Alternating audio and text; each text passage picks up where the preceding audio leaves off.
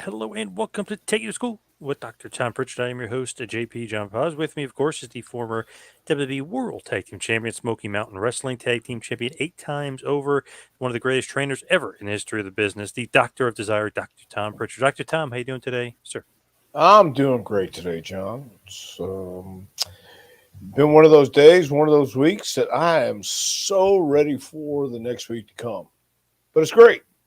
What is How are going you on? doing tonight? Well, no, Oh, man. It's just we've been busy this week. So, and got another busy week next week, and finishing up the last class JPWA for this 2022 season. So awesome. Guys have worked hard. They've had a blast. I've had a blast. Uh, all good. That's what I think. nice. And I was able to see a couple of them last week, so it's pretty cool to see the maturation process in live and in living Yeah, color, if you will, at yeah. ringside, You if you will. you, you got to sit. Yeah, you got to sit ringside, see what you know. But you haven't done that in a while, have you? No, not in a long time. Not in Okay. 7 years, maybe. Yeah. As far as like the training part of it, no, it's Right. been a while. Yep. Right. Right. So it's always cool. I like to see people train too all the time. And new places want to do seminars to see what they can do for warm ups and stuff like that. So it's all cool. Yeah. Ibsen, He says, "I'm back." awesome. It's glad I'm glad to have people back. Yeah. Jason, hello. Jason, Oh, Ibsen's back. He says, "Wants to know how was your Thanksgiving, Doctor Tom." of all the Thanksgivings, it was the most recent. It was great. We had a great Thanksgiving.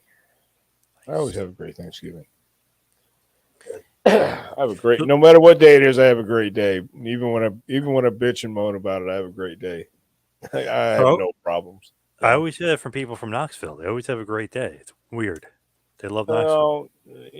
well, let's call it where it is here. I mean, you're living in New Jersey. No disrespect to New Jersey, but I Yeah. lived in Connecticut for a while. I lived in Stamford for a while. I lived in downtown Stamford across. Awful. No. Have you been downtown Stamford? Yeah, Have awful. I you hate been? that area. So you've been to the Stamford Mall? Have I you? don't know. I've been around Connecticut. I don't know if I've been to that mall or not, Okay. but I just don't like that area. Well, Stamford Mall is right in the heart of downtown. I mean, like right in the center of downtown, and there's an apartment building called the Biltmore. I mean, directly across the street.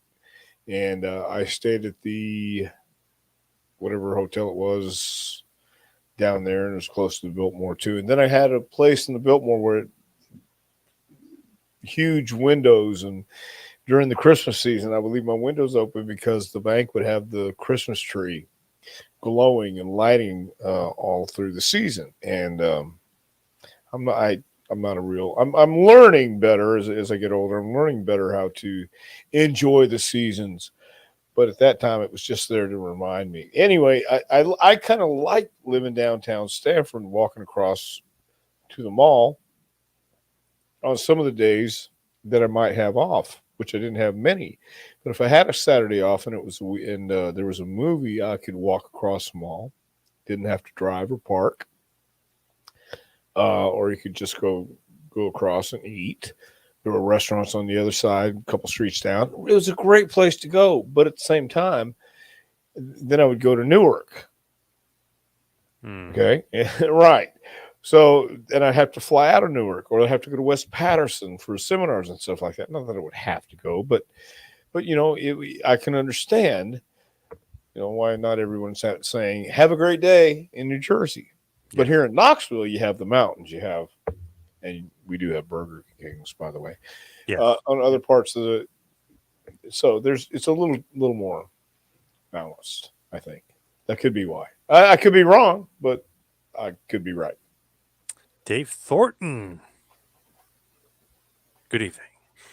Oh, Ibsen wants to know: did Bruce call you and say hi? Did he wish you a happy Thanksgiving? No, I think we were both pretty busy that day. I know he was. I was going to say I'm sure that they were preparing for SmackDown and the pay per view. He probably wasn't even home. He's probably traveling for the shows. You know what? I really don't know if he was home or not. And it's one of those things that I know they've got a lot going on right now. and that's about all I know. and, and I hit and miss on the holidays too. I'm terrible at it. I'm terrible at a lot of things, but it's not intentional diss. It's just one of those things that I know if I could have something going on, then other people certainly have something going on too. I'm not the only guy in the world that has things you have to do and see and say and take care of. So other than that, it was great. He's not top priority. Is that what you're saying? I didn't say that at all. Oh, okay. I don't even know how you could take something like that. Even broad. I have no idea the way you're there again. That's the New Jersey mentality and why people Yeah. don't say "Have a nice day" because Yes. you automatically would turn around and say, "Oh, so did you kill your dog this morning? Is that what you meant? Have a nice day." So "Have a nice day" means I have to kill my dog too. I don't even know how you get that out of that statement, but Yeah. but Weird. it's okay. Weird. Somebody I know from Massachusetts said to me yesterday. He's like, "What's up with this New Jersey mentality? Everybody's so rude." I said, "Whoa, what is he Yeah. talking about? Where is he getting that from?" Well, it's when I said he was busy, you said that doesn't make it your top your priority, and I thought, well, I didn't say that, and there's the Oh, okay. innuendo and rumor that follows Maybe everywhere this you guy go. is right. Maybe the guy Yeah, is right. Yeah. yeah, that's right. So so you could try all you want, but yeah, I've already been drugged through the mud, the blood, and the beer. So Dave wants to know any stories from Toronto Maple Leaf Gardens, the legendary Maple Leaf Gardens.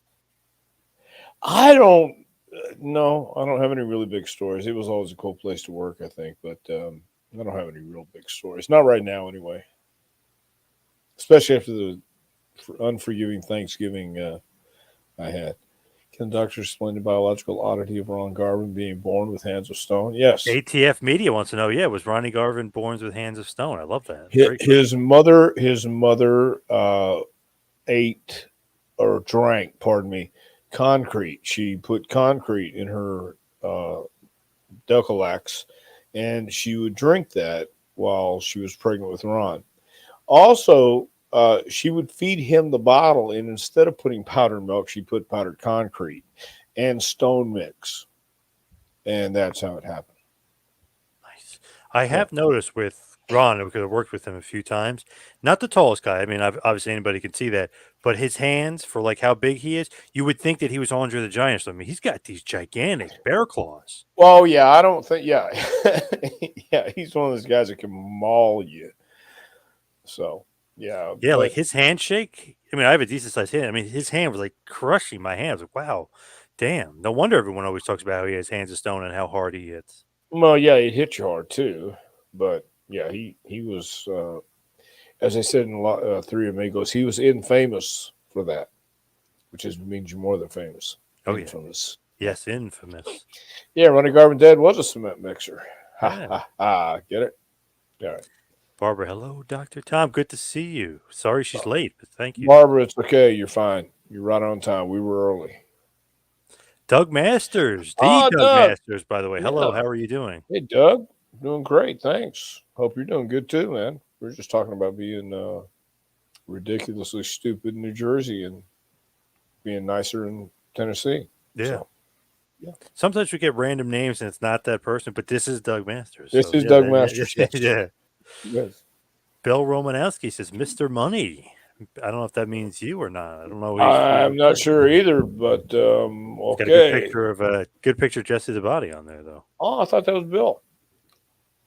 Yeah, what do you think about that? So the topic at hand, before we get all these more, I know we went into some Yeah. random questions.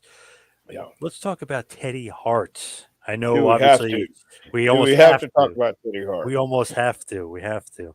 His dangerous breed, the cons, cats, and crime, the 3-part series from Peacock, which is produced by WB somehow, some way. I don't know They're if they're involved. are they produced by Yeah, WWE? yeah, and promoting it. Yeah, Wow. yep. No, I don't think they're promoting it. No, they were I, social media on WB's Twitter. They were promoting it. on Twitter, maybe. I don't think they have it under the WWE banner on Peacock. It's under a No, different. I noticed that. I looked for that. See if it's going to be under there. It wasn't but it was under under there. their top hits or whatever. Their most watched. When I looked, it was Oh, one you of the mean first thing yeah, that popped up. Peacock, but not WWE. No, It on wasn't. the on Peacock, yeah. But I WWE social media was promoting it. well, which one? Twitter? Yes. Oh, Bill, by the way, makes a great point. I obviously should have recognized this immediately. Oh, The cat is Mr. Money. Remember the cat that he yes, kind I of do. ditches, and Machiko takes the cat. Yeah, that's Mr. Money. Okay, good point, Bill. Good Uh, point. God, Charles Teddy Hart's one of my best friends. Oh, so it'll be interesting. Charles. Then that says a lot about you too. No disrespect meant, but you are out of your freaking mind too. I'll say that right now. So, did you see all 3 episodes of the documentary on Teddy Hart? Let me explain. I uh, I have things to do in the morning, noon, and then night. And when I get home here in Knoxville, sometimes it's 10:30, quarter to 11, and I'm tired, man. I've had those 18-hour days, and it's all good. I'm happy to have it. I'm grateful, but I had to binge watch Teddy Hart until 3:30 in the morning because it came Wow, out. wow. Yeah, I watched all three in a row. I binged, and it was like I couldn't stop. And and I realized as I was watching it that it was that's what. Well, I hope he's doing well, Charles. I really do. But watching it, it was pure Teddy. There is no um, what's the word? Faking it, phoning it Embellishment. in. Yeah. Embellishment. There is no embellishing it. Didn't need to. And when I say authenticity, I mean uh, that's authenticity. I'm not saying it's necessarily the authenticity you want to be, but it's certainly authentic. I'll say that. So Hey, Charles Charles, says, maybe Charles, I was going to say, person there for some of the film, and they lied to him, sabotaged him, and cut out everyone that was positive. Well, Charles, I mean, at the same time, a lot of it was Ted, and it was honest in that regard. And if because that was him, he wasn't playing a part. That was Ted, and I'm sure that uh, he's not the first person to be lied to. Well, if you look, if you allow anybody to take advantage of you by allowing them to come in and film you, that's on you. I mean, it really is. Teddy's smart enough. Teddy knows. Teddy was the youngest guy signed by WWE yeah. and the youngest guy fired, too. I had my dealings with Teddy. I did. I had my dealings with him in developmental. I had my dealings with him later on. Uh, my take on it is this you have one of the most eccentric and royal wrestling families in the Hart family. From Davy Boy to Dynamite, the extended family, uh, whatever it may be. But everybody connected with that family is afflicted with something, whether it be talent, lack of promo skills, or lack of skills in the ring, or lack of, which I don't think that applies. But I think uh, I, I think it goes back to the culture and the time of wrestling when Stu Hart was promoting and he had what you had in the business. And I said this not too long ago, and I want to clarify it if anywhere at all, so somebody can find it on the internet when it comes out. Because I thought about when I said this after I said it.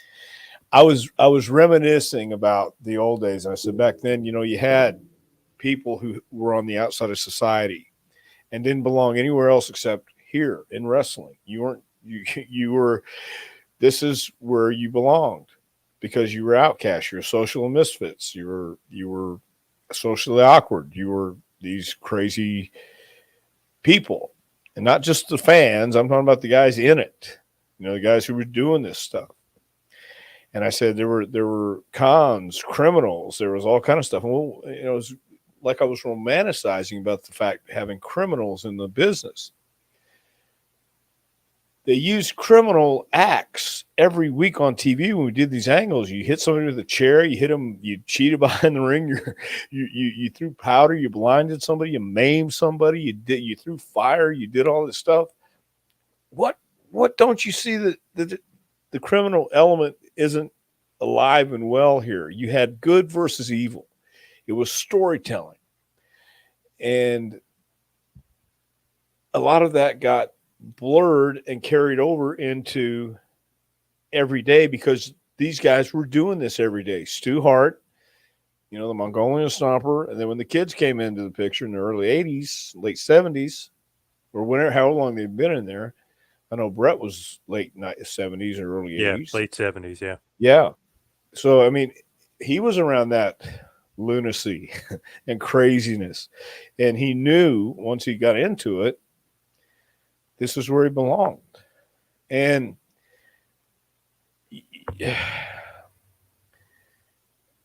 today, anybody can do this because there are no regulations. Anybody can get rent a ring and go out and just play wrestler and do a show. Again, good, bad, or indifferent. Teddy Hart is unique in the sense that he could do things nobody else could do. But you couldn't put a saddle on him. He was the wild horse. He was that Yep. that maverick. He wasn't going to settle down. He didn't know how. Later on, I saw him.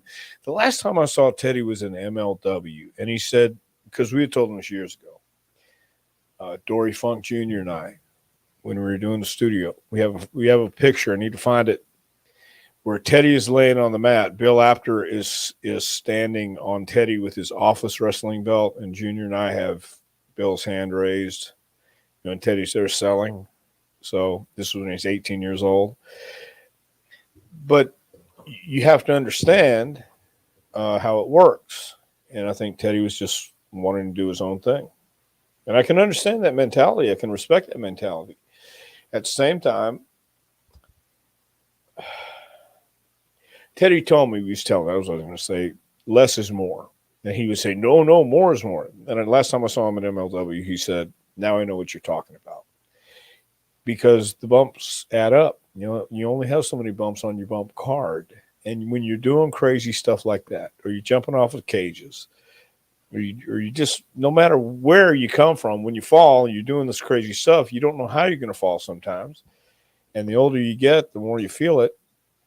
So, I think that was the case with Teddy Hart, hopefully eventually learning how to work smarter instead of harder. So, he was under the roof of pioneers in wrestling, of guys who really did make a difference. What was that?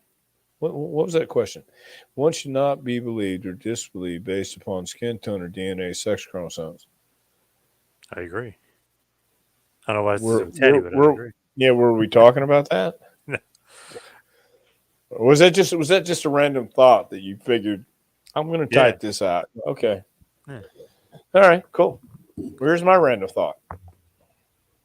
So what were you saying with Teddy? With he finally got it though. You think with less is No, more? no. He said he did, but there's still that rebellious streak in Teddy Hart. Teddy Hart's going to do what he wants to do. God love him, but you have to understand, unless you have your own promotion, and even then, you got to stop and think. Unless you're working for yourself, you're working for somebody else, and you're doing what they want you to do. And if you can't do what they want you to do, then you're not going to get booked. Nobody's going to want to work with you. And you know, I, I don't think Teddy would argue that he had his way of getting Ferraris or getting these houses or getting whatever the chains around his neck or whatever it is he has. He had his ways of doing that, and however you want to judge him for it is how you judge him for it. And I think he'll say the same thing. Look, uh, I did what I had to do, and I'm justified in doing it. He's a perfect heel because he Yeah. just doesn't care. No, he just doesn't care. I truly believe he doesn't care. Well intended, but he doesn't care. Ibsen wants to know, why do you think he isn't held in as high regard when you think of the rest of the Hearts? Because he will cut these insane promos and make these ludicrous claims, and doesn't show that he's stable enough to do business with anybody, and nobody wants to be associated with that. Um, Look, you can be crazy, you can be insane, you can be completely a maniac, a lunatic. But you better know when to turn it off too, and know how to do business and do when they ask you to do something and you disregard everything, or you can't understand how to compromise, or you don't understand what it is when you're uh, having deliberations or discussions about how the match should go. You have to give sometimes. You can't always take, and you got to be understanding that some people see you as careless and dangerous, right, wrong, or indifferent. Then when a reputation goes out there, because I remember, I think it was in, I don't know if it was Nashville where he kept jumping off the cage. Oh, that was Uh, actually, I was there at that show. That was in New Jersey. That okay, was at Jersey. the that was at the old Rexplex in Elizabeth, New Jersey. Okay, Yeah, were they that was talking nuts. about that? Yeah, they were talking about that on the documentary, or the whatever it was. And, okay, when you do stuff like that, people are going to hear about it and don't want to deal with people like that, because it's the trouble that comes with that really isn't worth it. And I think that's why he's not held in high regard, as Hart regards. All the Hart family had to grow up fighting. All the Harts had to struggle. I don't think you talk to any of those guys. And again, the peripheral circle, uh, nobody had it easy, and everybody was fighting and scratching for everything they could get. And Teddy, I think, saw that, learned from that. Of course, we don't know what happened. Was it Matt who died, his brother, with the flesh eating disease? Yeah. Yeah. So I mean, how, you don't know? Yeah, I agree 100%. I get that your soul is never the same, Yeah, but he then was it, never quite the same again. Yeah, I, after his brother I, died.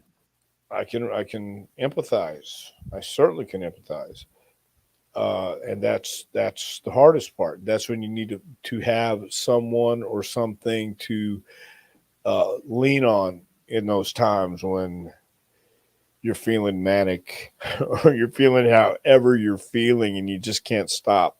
That's when you need to have people who are good influences around you, if it's such a thing, and people to help. So you're not going to get. Unfortunately, people are using people all the time, and in wrestling, it's unlike. I don't think it's any different than any other form of entertainment. People who want to be around people like Teddy, because he is compelling and interesting at times for about 5 minutes until you go, oh, geez, stop. And uh, but you need to find people who at least would listen to him or help steer him in a good place when he gets in a bad place. You know, because obviously, there were many times during that um, show. Was it a documentary or was Yeah, it just a? documentary. Yeah. Okay. Well, during that documentary, where and you and I discussed this, I think last week, you said he did seem like he's trying to steer it this way, but it's really going this way, and then he'll make it about himself, and it's the filmmaker Yes, doing he this. was He's filming awful. Yeah. himself. He's Yep. cutting promos. Yep. He's doing it for dramatic and poetic speaking, I guess. Yeah. But Teddy. dealt with it the best way he knew how to deal with it. He wasn't. Eventually, he's trying to say, "Look, man, I don't know what happened, and you can believe me or you can't." But the just last weekend, I watched a movie called Jinx with about Robert Durst. You know who Robert Durst is? No, that Robert doesn't ring a Robert bell. Durst is a guy that uh, I think it was in New York where they found a torso uh, wash up on the beach, and the Durst family has a lot of money. Oh, they own everything, all the buildings in New York. I mean, like they own the buildings. They built these buildings, like they had Mm. all the addresses. And a torso washes up on the beach, and then all these body parts start washing up, except for the head. And they tie it into this guy Robert Durst, and they arrest him and got him cold blooded, red handed. And the detective says or told him his bail was set at like $1 billion or one bit or 45 $450,000. It was an enormous amount. And the cop they interviewed him said, "Well, in jail, he asked me, he says, what should I do?" And the cop said, I asked him, I said, "Do you have $455,000 or whatever the bail was?" He goes, "Well, not on me." And the cop said that was kind of a strange answer. Mm. He called that night. He made a call to New York, and they wired the money down and got him out the next day. And again, people are going, "What is going on here?" We didn't know who he was. Kind of find out it's Robert Durst. They tell the story, boom, he got off. Then this guy who's making the film, he says, "I wondered if he would talk and do this interview. He wants to interview him about this guy." And it's an interesting story. So anyway, finally at the end of the interview, they're breaking down everything, but he's still mic'd, and he goes to the bathroom and he says, "Oh man, almost got away with it. I killed him. They know you killed him." You know what I mean? And he confesses on mic, not on Yeah. camera. You know what I mean? That was the deal. So it's the same thing I was thinking about when Teddy, is saying, or look, I don't know. And he's sticking to his story, he's sticking to his guns, and Robert Durst is doing the same thing. Don't know, but that's just sometimes it's that flight or fight, I guess, in your mind. What do you do? Some people are ready to just stand there and fight. Don't give up. And then in that weak moment, oh, I'm by myself. Let me talk to myself and say, "Oh man, I almost got away with it, but gee, now they know I killed them." Wait, this on? Oh no, no. Yeah. Yeah, yeah. Prank call, prank call. Yeah. So Crazy. yeah, I got to see that Jinx. Moderately, as far as he was saying, staying level-headed. Teddy's trying to stay clean, and that the footage is really old. okay, fair enough. And the greaser here, Mr. Grease, says Teddy owes him $300. No I doubt. believe that. I believe that. I believe that too. I really A- do. Andrew's saying, Andrew Machado, do you think he had anything to do with Samantha Fiddler's disappearance? I I I wouldn't think. I obviously don't know, but do I think he had anything to do with that?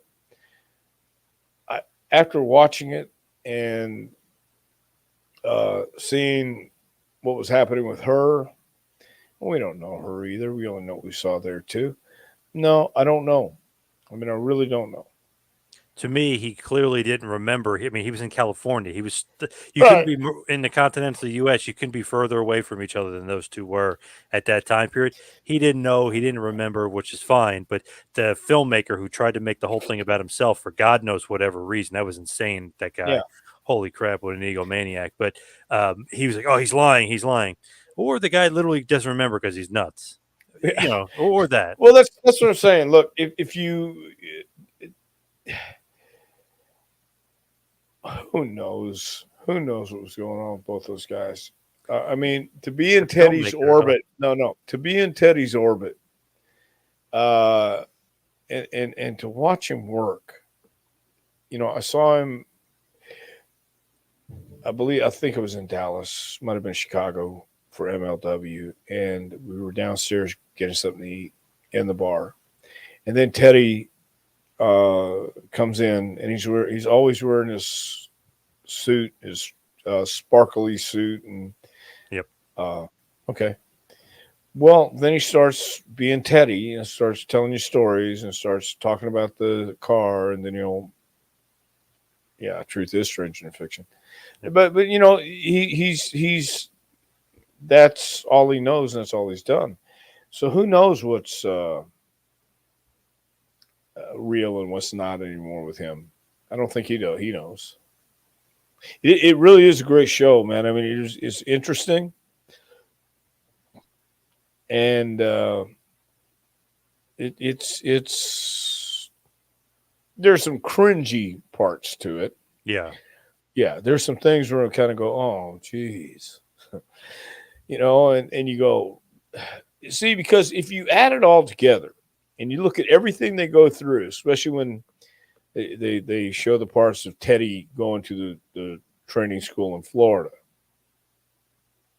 okay, and Yep. then doing those videos and doing that stuff there, it's kind of like now, I'm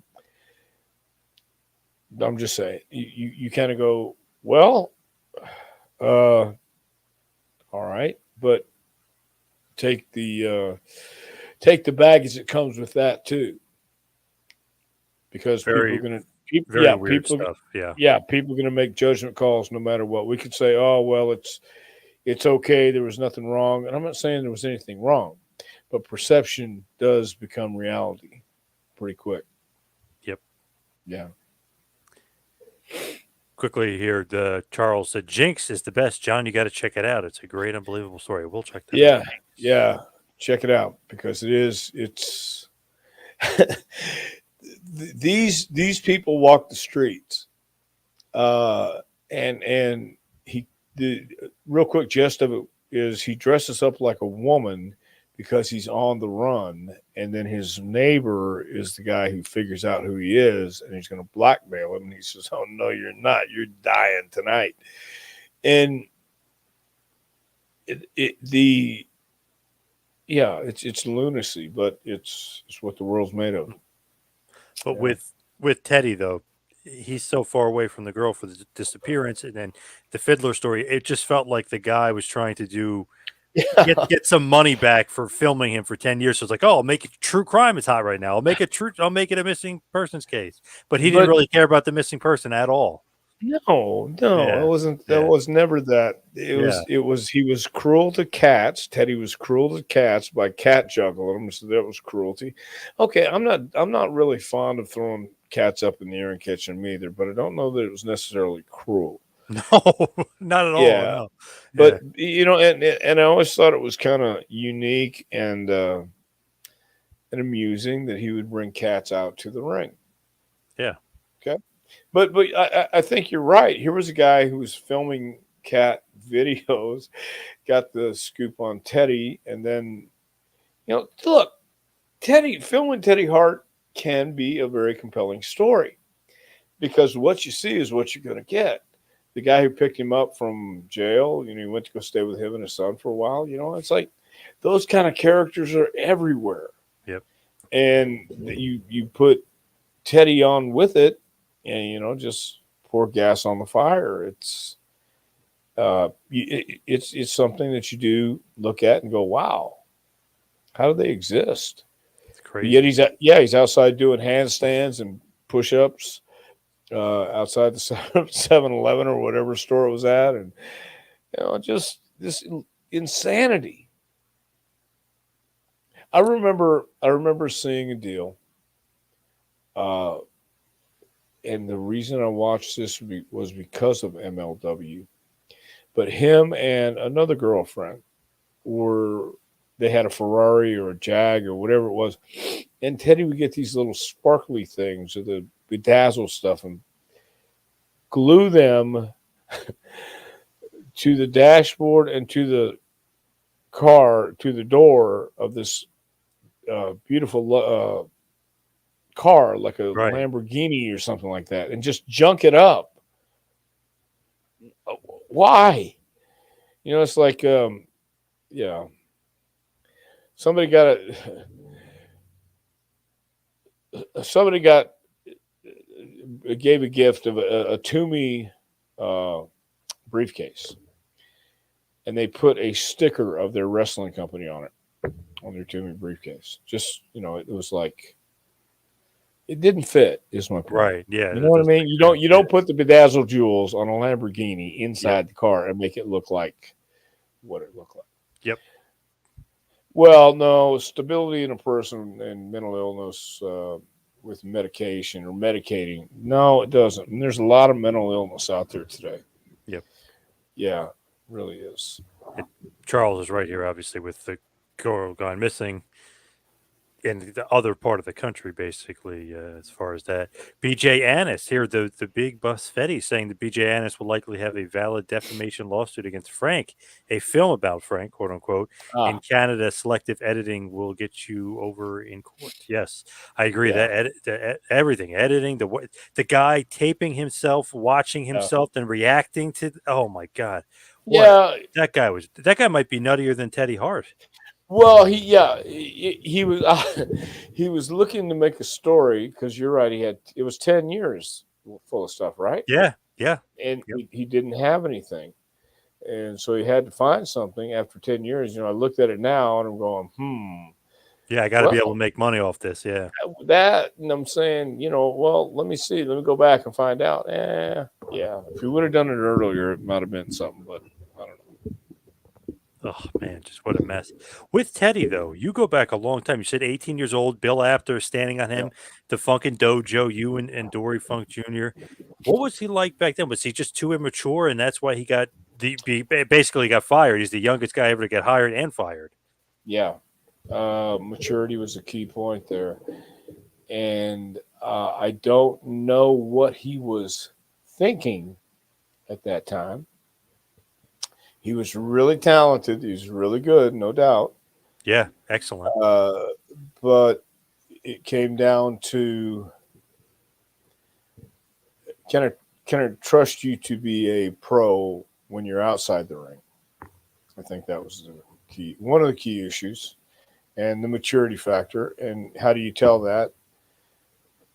You watch him and you listen and you pay attention, and we did.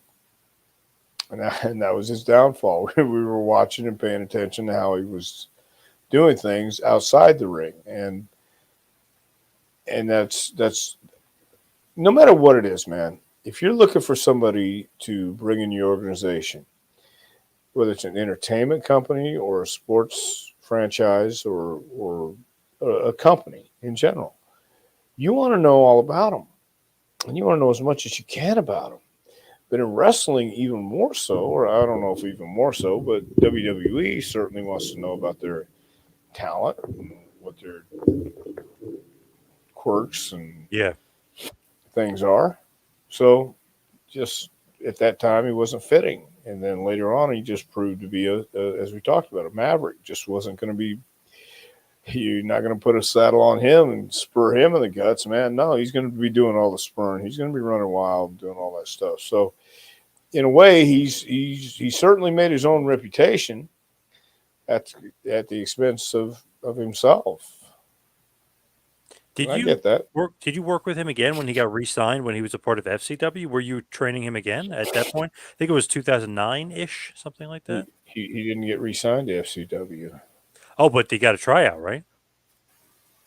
Uh, yeah, I think he did, but he didn't get re-signed because he came and saw us when we were our first day was at a soft baseball batting practice deal. We had the ring.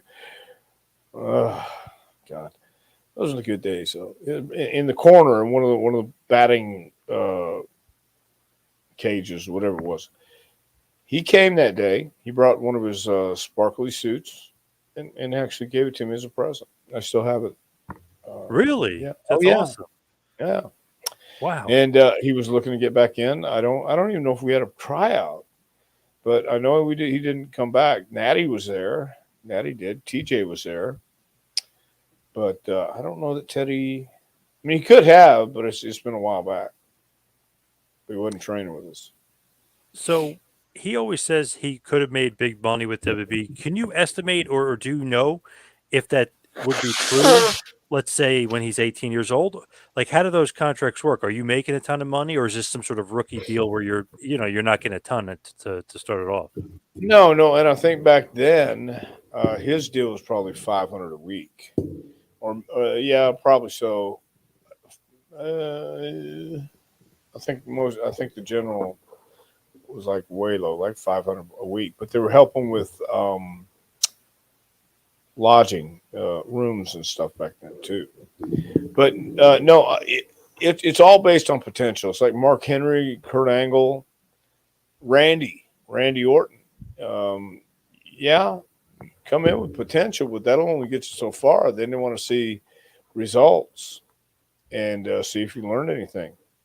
So what Teddy didn't do was get past the developmental stage of the matches that we were doing in up in Boston for Mike Sparta.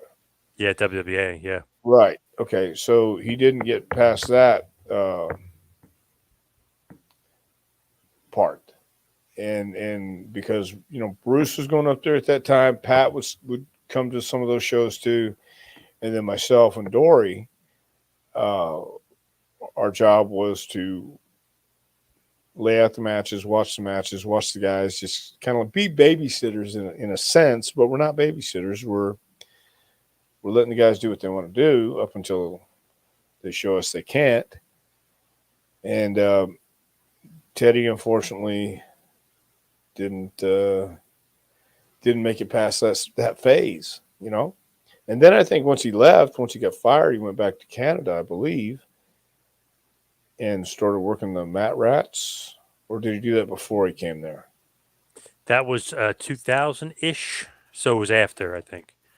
It would have been a few years after the fucking Yeah, it was dojo. after he came. Okay. Yeah. 2001 ish. Yeah, it was about a few years after that.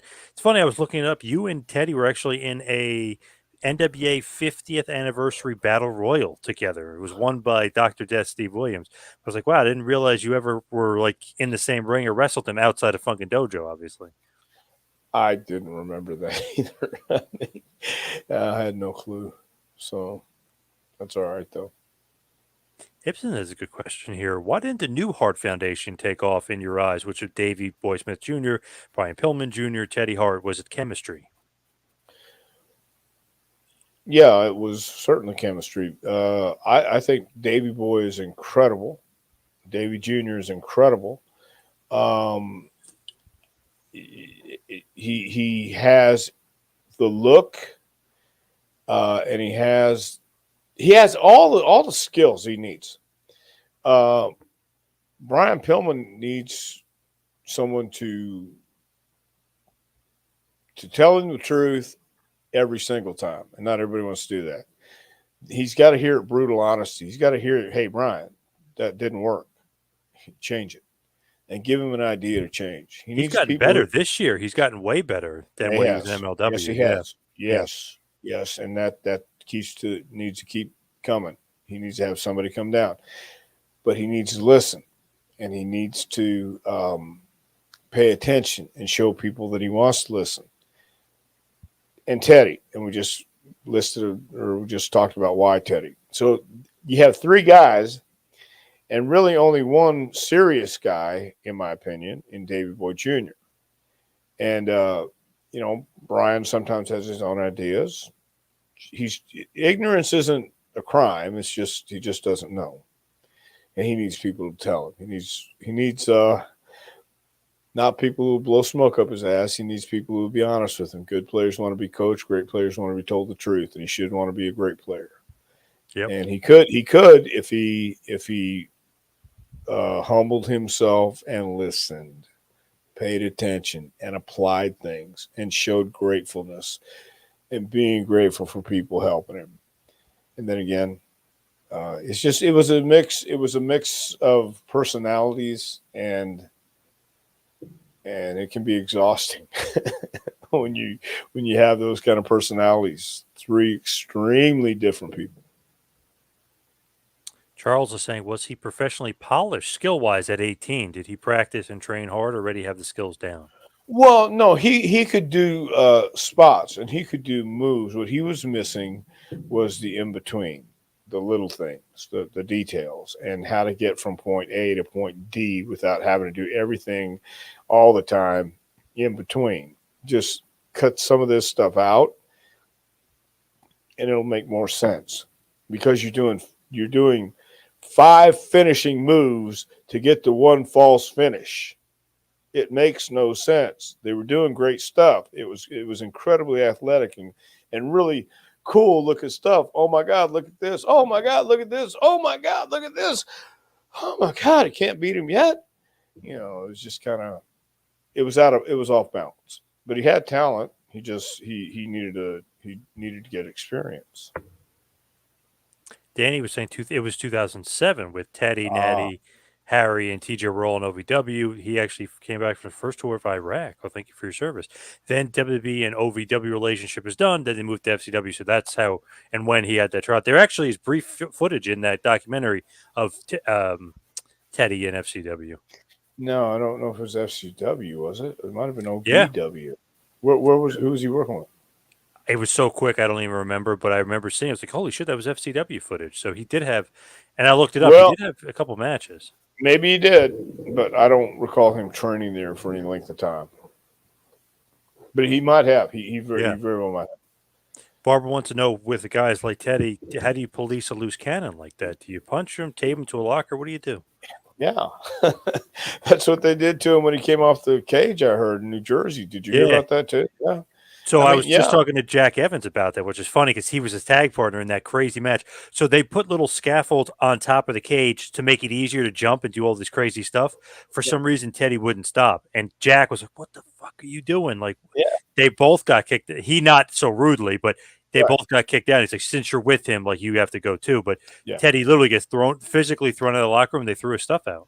Yeah, and it used to be done better years ago than it is today. I guess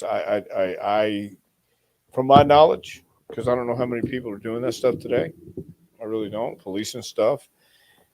Nobody understands what policing means. Nobody understands when it's due and when it should be policed, or because they don't hold the same code or standards. Crazy.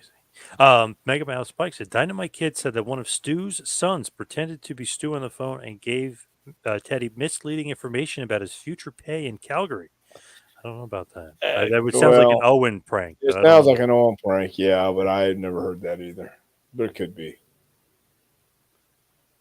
Charles is saying, haha, great answer about talking about how we would do 5 finishing moves to get to one false finish. Yes. I'm not lying. I mean, for real. It's a lot of guys do this. No, he's not just him, but that was the part he was missing. You're thinking, no, more is more. Like I got to do more of this kick, more of that move. I'm going to jump off the cage, more, instead of getting the most out of that and letting the rest of it speak for it. Let the selling speak for it. You sell over here. Let that tell a story. Instead of going, boom, here's a story. Boom, here's a story. Here's a story. Boom, boom, boom, boom, Yep. boom, boom. Yeah.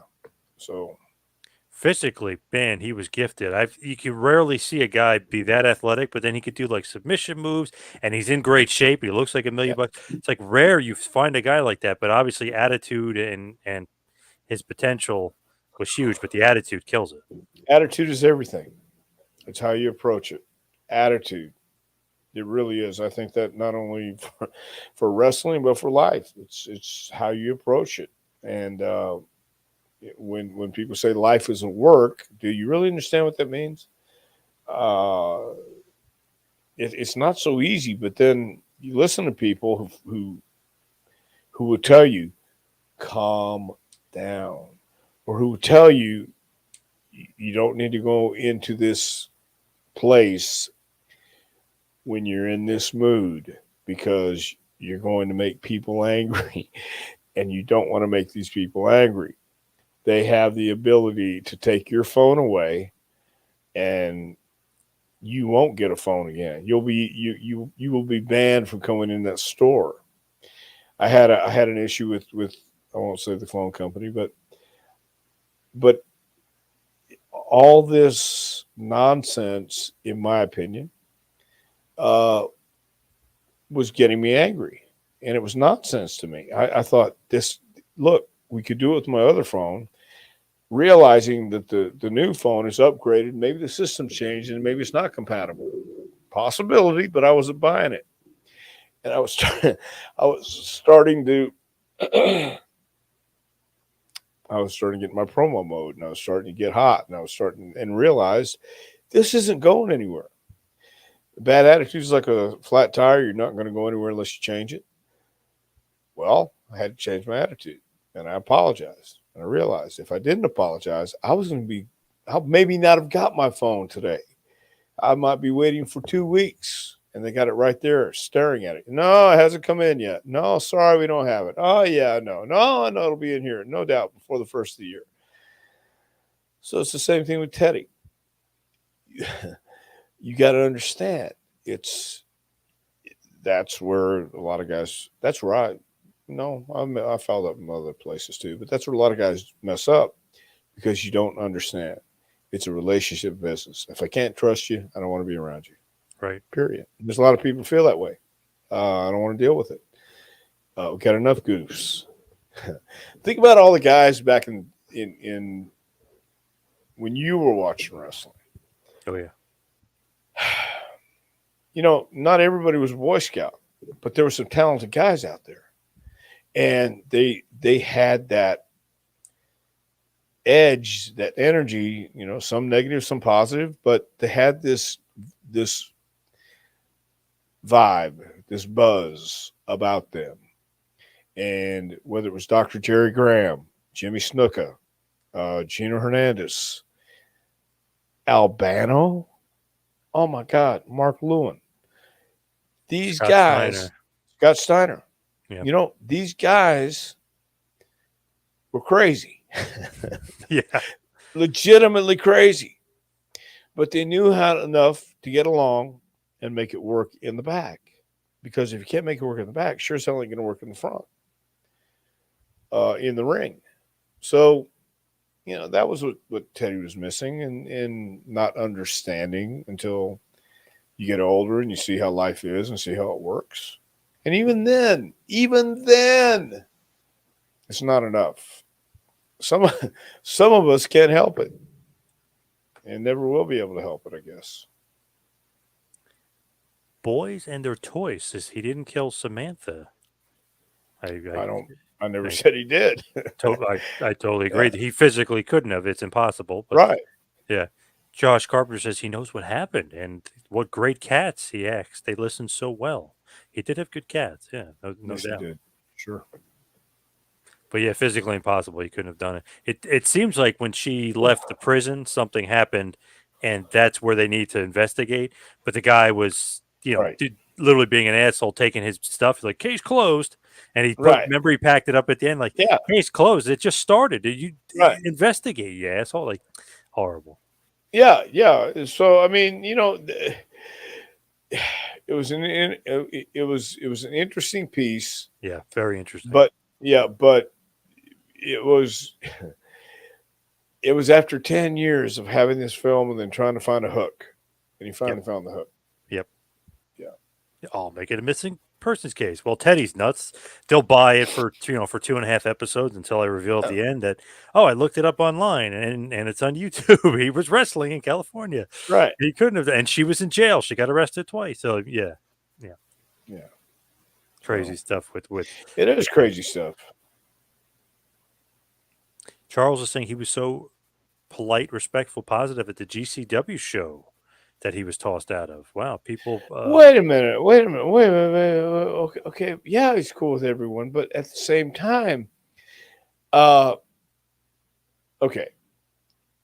My last experience with Ted, I had some of his matches. Not everybody wanted to take the Canadian Destroyer, and I'm trying to figure out a way to say we don't need to do the Destroyer. And finally, I said the only way to really say that is to say it. I Right. don't think we need to do the Canadian Destroyer. No, it gets over. No, it's my finish. Mm. Okay. Well, I don't know how to work this yet, but that's what you want to do. I'm going to check with the other guy. No, he'll go for it. He likes it. He'll go for it. No, he didn't like it. So you have to know when to say when. You have to know what hill to die on. You have to know when to just to give in a little bit. Show you're working. Show your cooperation. Then once you get a little more gravitas, once you get a little more over, then you can do it all the way you want. But for right now, show me you can work with me, kid. That's all. Absolutely. It's just I don't know, one of those things where he had all the potential in the world, but his nuttiness, I guess, is to put it nicely, He's always not bit the him in the butt. first. He's not the first, and he won't be the last. We're all nuts to even want to do this. And all crazy. It's just different levels. And, some of us learn too late that it's a relationship business. You got to work, man. They got to like you. If they don't like you, you ain't going to get booked. Nobody wants to use you. So if you're not a very likable person, and I've been there, nobody's going to want to talk to you. Nobody's going to want to work with you. Let's do a couple quick hitters before we wrap it up. From is it Gibbs 6'7"? Gibbs 6'7". Was Blackjack Mulligan that tough? Yes, yes, he was. So was Barry. I saw Barry Windham, his son, slap a guy down. I was standing outside the dressing room. Uh, it was outside. Can't remember what town it was. So anyway, Barry came out. The guy's backing up. It was a fan who'd walked in the dressing room, and Barry walked up and slapped the guy down on the ground and Barry's in his face as the guy's scooting back and he slaps him one more time. And then Barry stops and the guy turns around and runs away. But Blackjack was really tough. I've heard a few stories about Blackjack Mulligan. Oh, Yeah. gotta love good old Blackjack. Rattlesnake wants to know, how is Bruce? He's tremendous. Good answer. ATF, thoughts on the far superior Michigan once again thrashing the far inferior Ohio State? I loved it. That was a great game. I loved that game. I don't care unless Alabama's playing. I really could care less about Michigan. Wow. Dave said, Russ- Tom, did you work WrestleMania 18 in Toronto? oh, you 2002. you were probably dealing with Bruce because Yeah. I wasn't at 18, but I was doing matches, I think, and I don't remember what matches I had. When interviewing potential referees, do wrestling companies ask if the applicant is easily distracted? Yes, and then it gets hired immediately. Yes. Hey, man! Look! If somebody landed on your, whatever. Go ahead. Yeah. Penty says, which version of Midnight Express did you enjoy watching or working with the most? Oh, again, that's like saying which kid do you love the most? I can't pick that. Dennis and Bobby and Jim brought something to the ring that was dynamic. Dennis was the one who kind of kept that ship uh, straight ahead. When Dennis left and Stan came in, they didn't miss a beat. It added a new dimension to it. And Stan had already been one half of the Fabs with Steve Kern. He knew success in Tennessee. I saw it, man. It was incredible. So they never missed a beat. Dennis had been a top guy before he teamed with Bobby and went to Louisiana and Crockett. And they both, and all five of those guys, brought their own dynamic to the team. I don't care. So, to this day, they'll hold up. I think any teaming of the pairing of the Midnight Express, Dennis and Bobby or Bobby and Stan, uh, I think they'll hold up against any teams today. So let's talk about your book, A Pro Wrestling Curriculum Advice, Suggestions, Stories of the Aspiring Pro. Get to the next level. Dr. Tom, where can everybody else get this awesome book? Well, you can get that awesome book at jpwrestlingacademy.com. Go to the front page. At the top, it says training. Hit that, and that book right there that you're holding in your hand will come up, and you can order it from Amazon. Just go to jpwrestlingacademy.com. We also have all the dates about our next class starting January 2023. Man, this will be our 5th year. Nice. Yeah, time goes by, man. Beautiful facility, beautiful ring. That's a great. It seems like former WWE ring. So I mean, that's a nice size ring. Well, it's the same size. It's 20 Yeah, by 20. It's the same size as WWE ring. nice. Love that. Of course, you can follow me on Twitter and Instagram at Two Man Power Trip. Check out the website, tmptempire.com. Follow Dr. Tom at Dr. Tom Pritchard on Twitter. Also, go to Pro Wrestling Tees, ProWrestlingTees.com. Visit the Dr. Tom store or the JPWA store. Dave Thornton says, any way to get a signed copy? Well, as a matter of fact, there is. If you just send me an email at jpwrestlingacademy@gmail.com and ask me for the autograph copy, I'll tell you how to do it and we'll get it done. Awesome. Thank you, everybody, for tuning in. We'll see you right back here next week for a little Take It to School. Dr. Tom Pritchard. We'll see you next week, folks.